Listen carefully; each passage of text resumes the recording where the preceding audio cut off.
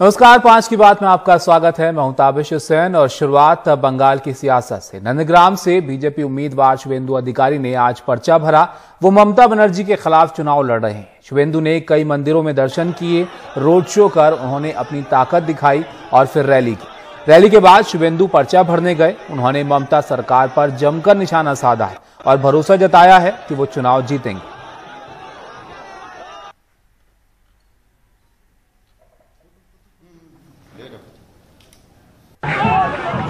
अप्रैल पश्चिम बंगाल का द्वितीय द्वारा का इलेक्शन, द्वितीय फेज का, पर आज उसके लिए नॉमिनेशन फाइल करने जा रहे हैं शुभेंदु अधिकारी। आप देख सकते हैं भीड़ बनी हुई है, काफी जोश है सपोर्टर्स में जो उनके साथ नॉमिनेशन फाइल करने के लिए जा रहे हैं।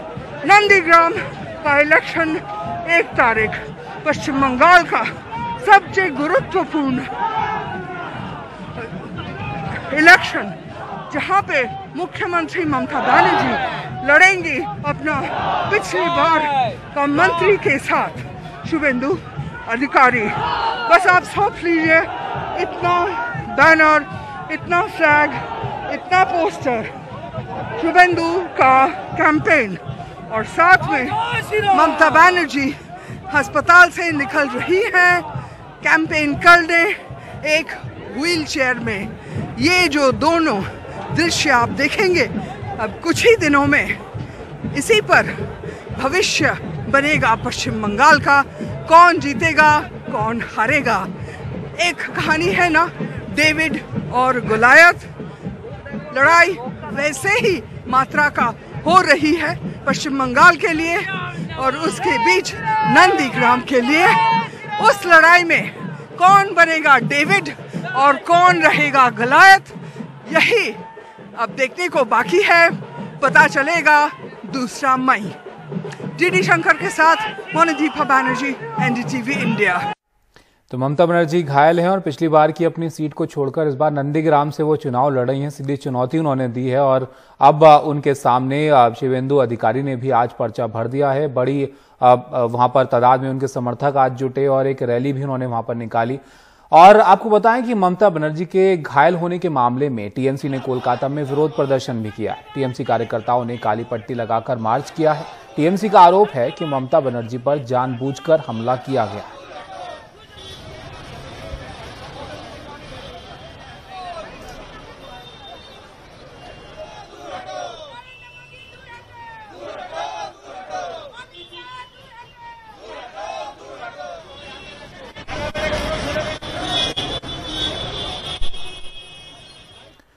तो सियासत जोरों पर हो रही है। तृणमूल कांग्रेस के 6 सांसदों के प्रतिनिधिमंडल ने मुख्य चुनाव आयुक्त से मुलाकात की है और ये मुलाकात ममता बनर्जी के नंदीग्राम में घायल होने पर की गई है। टीएमसी का आरोप है कि ममता बनर्जी पर हमला हुआ है जिसमें वो बुरी तरह से घायल हुई हैं। टीएमसी सांसदों ने विरोध में काली पट्टी भी अपने हाथ पर बांधी और प्रतिनिधिमंडल में डेरेक ओब्रायन, सौगत रॉय और दूसरे नेता टीएमसी के शामिल रहे।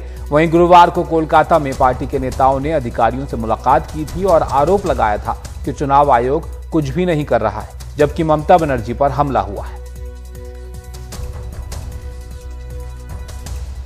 मेरे साथ स्वागत रहे हैं। आज आपकी बहुत लंबी मुलाकात हुई है, क्या क्या मुद्दे आपने उठाए? मेनली हम लोग तो ममता बनर्जी पर जो घटना घटी उसको बात उठाया। उसके साथ पोल रिलेटेड काफी सारे प्रॉब्लम उसको पर चर्चा हुआ विस्तृत ढंग से। 1 घंटा 10 मिनट का चर्चा हुआ। बीजेपी के बारे में भी आपने ये सवाल उठाया, क्या कहा आपने? हमने बोला कि बिना कोई डिस्कशन से बीजेपी को हटाया गया, इससे हम दुखी है। तो आपने ये आरोप लगाया कि साजिश थी बीजेपी की? कौन सा? हाँ, बीजेपी के नाम पे कोई बीजेपी का नाम पे हम कोई ठीक है आरोप नहीं लगाया। जांच के बारे में आपने क्या मांग की है? जांच के बारे में सर, जांच के बारे में क्या मांग की है? हाई लेवल इंक्वायरी हो, यही किसको? 1 मिनट, किसको इंक्वायरी करना? किसी को नहीं। वो that is to be determined by EC. Shatabdi हमसे बात करने के लिए शुक्रिया। चुनाव आयोग से हिमांशु शेखर, एनडीटीवी इंडिया। पश्चिम बंगाल की मुख्यमंत्री ममता बनर्जी को लगी चोट पर जमकर सियासत हो रही है। अब एक नया वीडियो सामने आया है जिसमें इस बात का अंदाजा लगता है कि नंदीग्राम में क्या हुआ जिसके चलते ममता चोटिल हुई। बताया जा रहा है कि यह वीडियो ममता के घायल होने से ठीक पहले का है। वीडियो में पहले तो ममता एसयूवी के फुटबोर्ड पर खड़ी हैं, गाड़ी धीरे धीरे आगे बढ़ती है, वो लोगों का अभिवादन कर रही हैं। अचानक भीड़ का दबाव बढ़ने लगता है और दरवाजा यहां पर खुला हुआ नजर आ रहा है और वो अंदर की तरफ दबता है जिससे उनका पैर घायल हो जाता है। इससे पहले बुधवार को घायल होने के बाद ममता ने पत्रकारों से कहा था कि 4 से 5 लोगों ने उन्हें धक्का दिया, ये जरूर एक साजिश थी।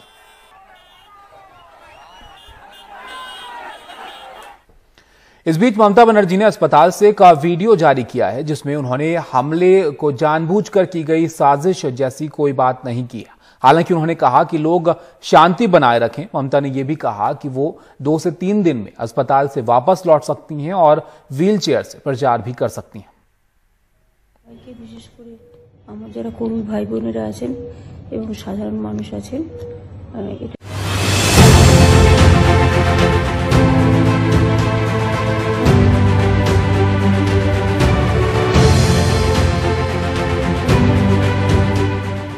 Co-powered by गोल्डी हल्दी पाउडर, गोल्डी मसाले, जहां जाए रिश्ते बनाएं।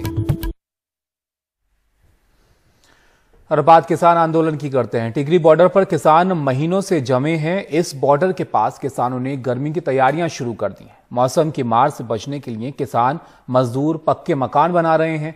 इससे पता चलता है कि वो लंबी लड़ाई के मूड में है। वो सरकार और मौसम दोनों की बेरुखी का सामना करने के लिए तैयार है। परिमल की रिपोर्ट आप देखिए। झुकना नागवार है, थकने से इनकार है, बदलाव की उम्मीद में ऊर्जा बरकरार है। ये वो किसान हैं जो यहाँ पर लंबे समय से अपने आंदोलन में थे और जो टेंट है उसमें अब तक इनका आसरा था या ट्रैक्टर ट्रॉली में आसरा था, लेकिन अब पक्के मकान बनने शुरू हो गए हैं। टिकरी बॉर्डर की बात हो या बहादुरगढ़ कोर्ट की तरफ जाने वाला रास्ता हो, वहाँ पे इस तरह से पक्के के मकान जो हैं वो बनने तैयार हो गए। कीमत हज़ारों में आ रही है, लेकिन क्योंकि इन्हें लंबे वक्त तक यहाँ पर आंदोलन में शामिल रहना है, लिहाजा या वो मकान तैयार कर रहे हैं जिसकी बुनियाद जो है वो काफ़ी मजबूत हो।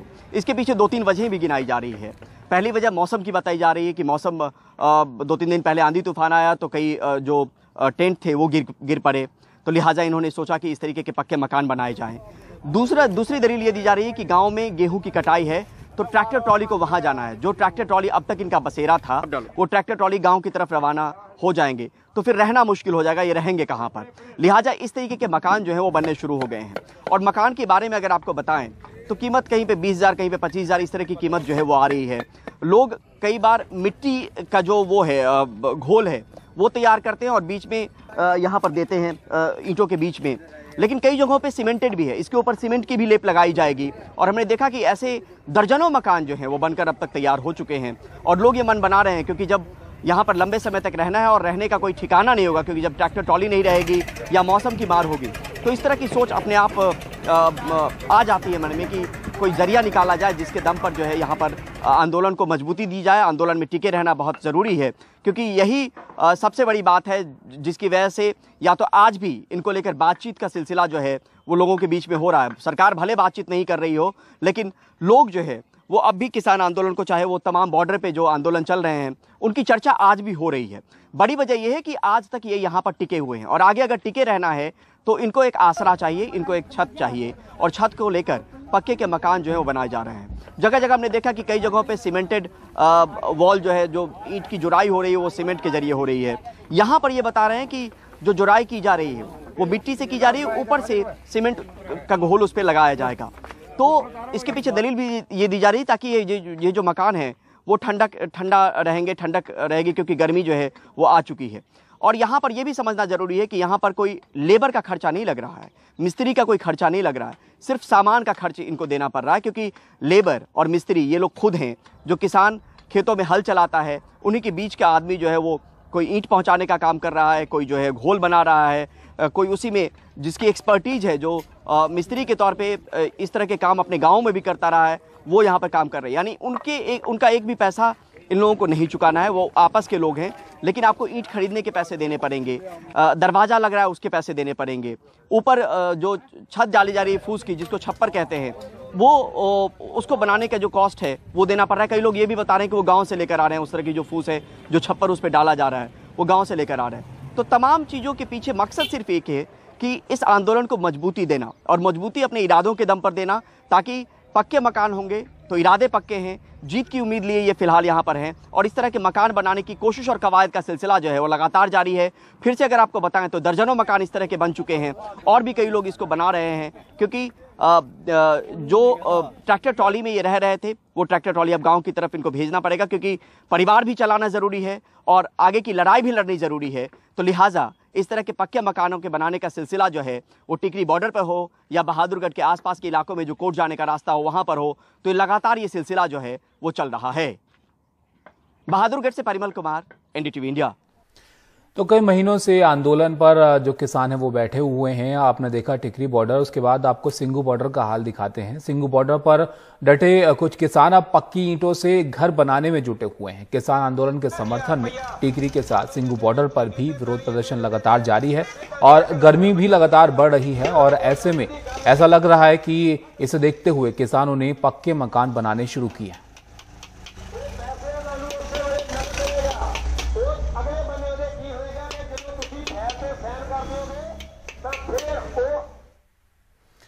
मथुरा और काशी जैसे मंदिरों के लिए अदालती दरवाजे बंद करने वाले कानून का परीक्षण सुप्रीम कोर्ट अब करेगा। पूजा स्थल कानून 1991 की वैधानिकता का परीक्षण करने के लिए सुप्रीम कोर्ट तैयार है, और सुप्रीम कोर्ट ने केंद्र सरकार को नोटिस जारी करके जवाब मांगा है। दरअसल वकील और बीजेपी नेता अश्विनी उपाध्याय ने सुप्रीम कोर्ट में याचिका दाखिल कर पूजा स्थल कानून 1991 की वैधानिकता को चुनौती दी है।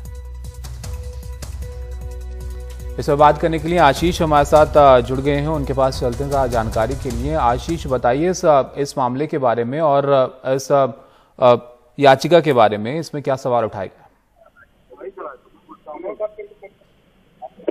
एक बार सवाल दोहराइएगा।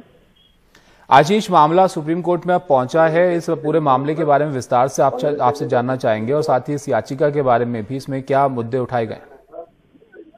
जी देखिए, ये एक अहम मामला है, और हालांकि जो पिटीशन है ये 2 याचिकाएं दाखिल की गई थी। 2020 में ही ये दर्ज हुई थी याचिकाएं, लेकिन ये सुनवाई पर नहीं आई थी, और अब ये मामला सुनवाई पर आया आज चीफ जस्टिस की कोर्ट में, और सीधे केंद्र सरकार को नोटिस जारी कर दिया गया। तो यानी कुल मिलाकर ये जो पिटीशन है, एक पिटीशन यहाँ पर आई, उसमें ये मांगा गया था कि जो प्लेसेस ऑफ वर्शिप एक्ट है 1991 का, वो असंवैधानिक है और केंद्र सरकार को वो अधिकार नहीं था, इसलिए उसे रद्द किया जाए, उसको हटाया जाए और इजाजत दी जाए कि ऐसे मामलों में मुकदमे चलाए जा सके जिन पर विवाद है धार्मिक स्थलों को लेकर। तो यहाँ पर काफी अहम ये मुद्दा इसलिए भी है कि ये जो एक्ट है, ये एक्ट अयोध्या को छोड़कर बाकी सभी जगह जो इस तरह के विवाद थे धर्मों के बीच में, चाहे वो काशी हो चाहे वो मथुरा हो, उनको प्रतिबंधित करता था कि ऐसे कोई मामले अदालत में नहीं जा पाएंगे। लेकिन अब ये नोटिस हुआ है, इसका मतलब ये है कि सुप्रीम कोर्ट इसको सुनने को तैयार हो गया है। लेकिन आगे अभी केंद्र सरकार का जवाब आना है, उसके बाद तय होगा कि मामला किधर जाएगा। लेकिन राजनीतिक रूप से भी, और अगर हम देखें तो जो भावनाएं हैं, धार्मिक भावनाओं को लेकर भी ये मामला काफी बड़ा है, क्योंकि इस मुद्दे पर मथुरा की सिविल कोर्ट में और काशी की सिविल कोर्ट में, बनारस की सिविल कोर्ट में हिंदू पक्ष की तरफ से पहले ही सिविल मुकदमे दायर कर दिए गए हैं, और कहा गया है कि जो मस्जिद हैं उधर काशी में ज्ञानव्यापी और ईदगाह, शाही ईदगाह मस्जिद मथुरा में, उनको वहां से हटाया जाए, क्योंकि यहाँ पर देवता का पूरा अधिकार है, यहाँ पर मंदिर था और ये कब्जा किया गया है। तो एक बड़ा मुद्दा यहाँ पर सुप्रीम कोर्ट में हुआ है। जी शुक्रिया आशीष आपका इस सब जानकारी के लिए। तो सुप्रीम कोर्ट में याचिका दाखिल करके पूजा स्थल कानून 1991 की वैधानिकता को यहां पर चुनौती दी गई है, और सुप्रीम कोर्ट ने इसको लेकर केंद्र को नोटिस जारी किया है।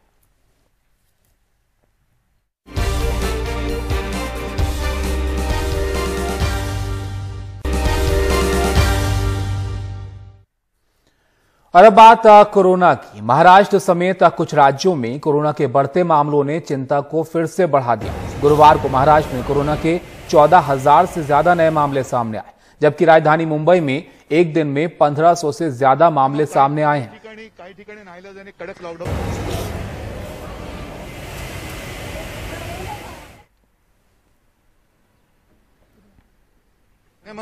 ऐसे ही लापरवाही करते रहे लोग और रुग्ण की संख्या बढ़ते तो शायद अंशतः लॉकडाउन लगने की चांसेस है। महाराष्ट्र के परभणी जिले में आज रात 12 बजे से सोमवार सुबह 6 बजे तक लॉकडाउन लगाया गया है। सिर्फ आवश्यक सेवाओं की ही इजाजत होगी। अकोला में भी आज रात 8 बजे से सोमवार सुबह 8 बजे तक लॉकडाउन रहेगा। जलगांव में कल रात 8 बजे से ही सोमवार सुबह तक के लिए जनता कर्फ्यू लगाया गया है। तो बढ़ते मामलों को देखकर एहतियातन ये कदम उठाए जा रहे हैं। इन जगहों पर लॉकडाउन लगाने का फैसला किया गया है ताकि इस तरीके से तेजी से बढ़ते हुए मामलों पर थोड़ी रोक लगाई जा सके। महाराष्ट्र के औरंगाबाद में आज से लॉकडाउन की शुरुआत हो गई है। रात 9 बजे से लेकर सुबह 6 बजे तक लॉकडाउन लागू किया गया है। औरंगाबाद में एक दिन में कोरोना के रिकॉर्ड 902 मामले सामने आए हैं।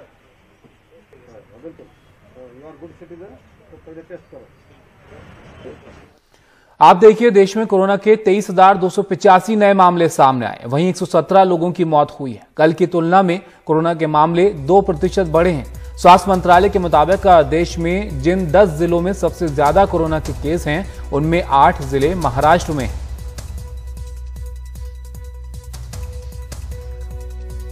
तो आपको दिखाते हैं कि पिछले कुछ दिनों में किस तरीके से जो कोरोना के मामले हैं उसमें बढ़त देखी गई है। इसकी रफ्तार बढ़ रही है लगातार धीरे धीरे। कोरोना के बढ़ते मामलों में आप देखिए, 10 मार्च को कोरोना के 17,921 मरीज आए, 11 मार्च को 22,854 नए मरीज मिले और 12 मार्च को कोरोना के नए मरीजों की संख्या 23,285 तक पहुंच गई।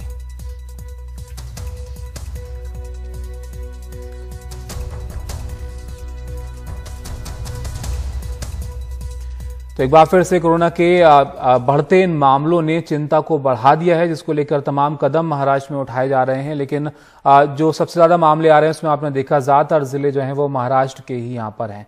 फिलहाल आगे बढ़ते हैं और पिछले 2 दिनों से एक खबर सुर्खियों में। खबर यह है कि बेंगलुरु में ऑर्डर कैंसिल करने से नाराज जोमेटो के डिलीवरी बॉय ने घूंसा मारकर महिला मॉडल की नाक तोड़ दी। शिकायत के बाद पुलिस ने तुरंत आरोपी को गिरफ्तार कर लिया। हालांकि बाद में उसे जमानत भी मिल गई, लेकिन जोमेटो ने आनन फानन में एक्शन लेते हुए डिलीवरी बॉय को नौकरी से निकाल दिया। लेकिन अब इस मामले में नया मोड़ आ गया है। एनडीटीवी से एक्सक्लूसिव बातचीत में आरोपी लड़के का कहना है कि महिला ने उसे गालियां दी और चप्पल भी मारी।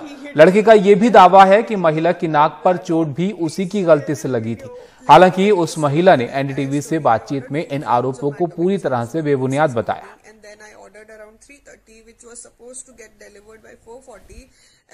तो आखिर ऐसे क्या सिचुएशन बनी कि उसने आप पे हमला कर दिया?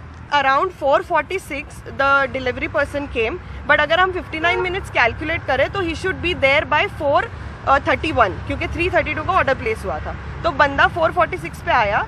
तो मैं उस बंदे से पूछा कि सर, आपको जोमेटो की टीम ने कुछ अपडेट दिया है कि इस ऑर्डर को फ्री करना है, या आपके पास कोई अपडेट है क्या?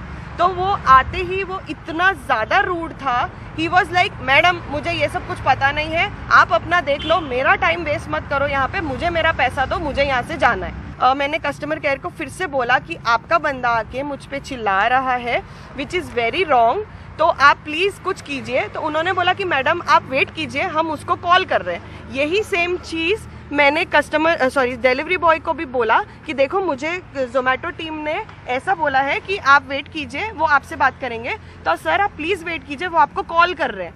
वो बंदे में बिल्कुल भी पेशेंस नहीं था, उसने मेरी एक भी बात नहीं सुनी एंड वो चिल्लाने लग गया, तू बोलेगी तो मैं रुकूंगा क्या? अगर कस्टमर केयर मुझे 1 घंटे बाद कॉल करेगा तो मेरा क्या? मैं नौकर हूँ क्या तुम लोग? तो मुझे ये सब चीज़ बहुत थ्रेटनिंग लगा। जब उसने मुझे बोला मैं नौकर हुआ, मैं इतना डर गई। मैंने ना दरवाज़ा क्लोज करने का अपने तरफ से ट्राई किया, उस पर उसने दरवाज़ा पुश कर दिया। जब मेरे को लगा कि ये क्या है, ये गलत हो रहा है, तो मैंने उसको कहा सर आप ये नहीं कर सकते।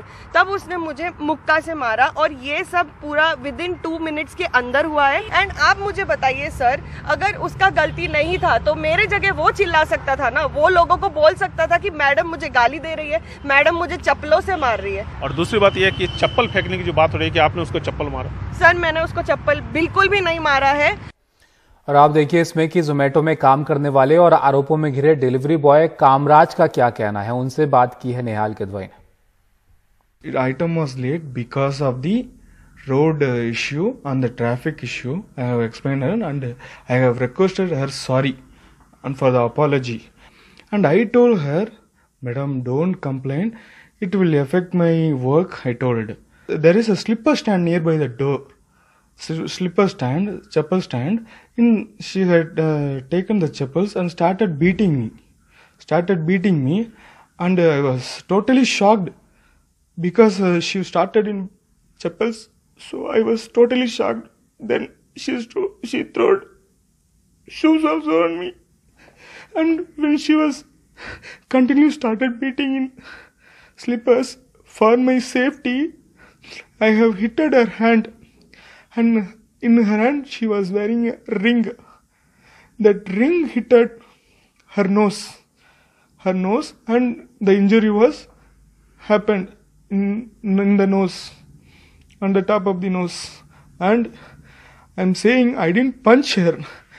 कामराज काफ़ी परेशान है, जैसा कि आप देख रहे हैं और देख सकते हैं वो रो रहे हैं। कामराज को कंडीशनल बेल दिया गया है जिसकी वजह से वो बाहर हैं। कामराज तमिलनाडु के त्रिची से हैं और बेंगलुरु में जोमेटो के डिलीवरी बॉय के तौर पर काम करते हैं, अपनी जीविका चलाते हैं। Do you do anything else other than this? No sir, this is a full-time job I am doing, sir. I don't have any other job, sir.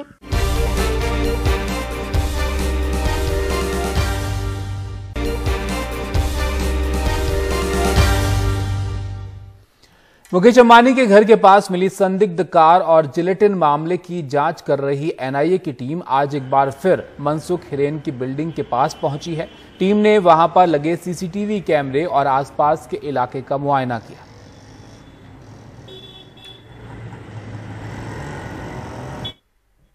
वहीं मनसुख हिरेन मामले की जांच कर रही एटीएस ने कल रात मौका वारदात पर जाकर घटना का रिक्रिएशन किया। इस दौरान एटीएस अपने साथ एक डमी बॉडी भी लेकर गई थी। रेती बंदर जहां मनसुख हिरेन का शव मिला था, वहां से डमी बॉडी को खाड़ी में फेंका गया जो कीचड़ में फंस गई। एटीएस को शक है कि मनसुख की हत्या कहीं और करके शव को वहां फेंका गया जिससे शव समंदर में बह जाए, लेकिन शव वहीं कीचड़ में फंस गया।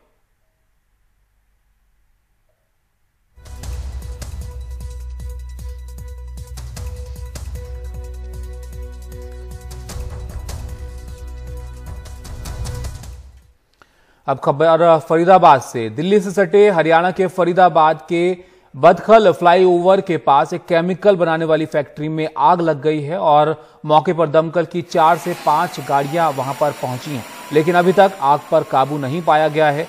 लगातार फायर ब्रिगेड की गाड़ियों के आने का सिलसिला यहां पर जारी है।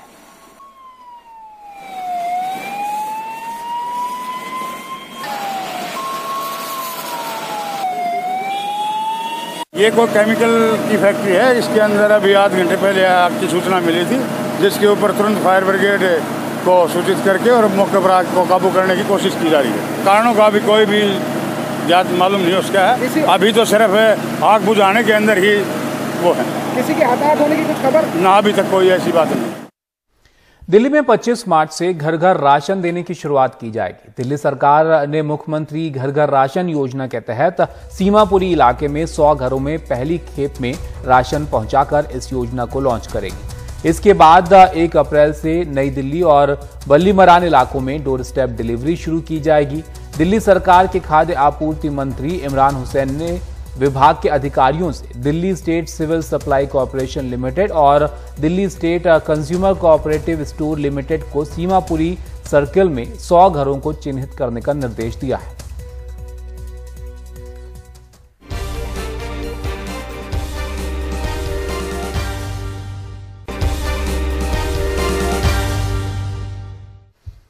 एनसीपीसीआर ने ओटीटी प्लेटफॉर्म नेटफ्लिक्स को बॉम्बे बेगम वेब सीरीज का प्रसारण बंद करने को कहा है। एनसीपीसीआर के मुताबिक वेब सीरीज में बच्चों के किरदार को गलत ढंग से दिखाया गया है।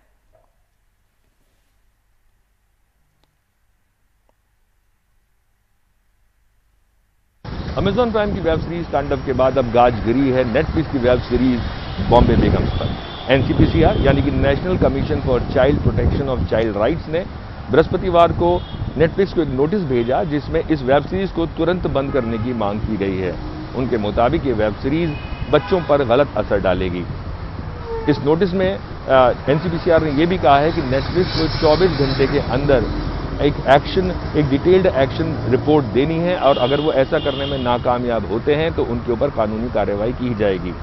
एनसीपीसीआर ने यह कदम एक शिकायत के बाद उठाया गया, जिस शिकायत में कहा गया कि ये वेब सीरीज बच्चों को सेक्स और ड्रग अब्यूज में लिप्त होना एक सामान्य सी बात दिखाता है, जो कि बच्चों पर, समाज में जो बच्चे हैं उन पर एक गलत असर डालेगी और एक गलत एग्जाम्पल सेट करेगी।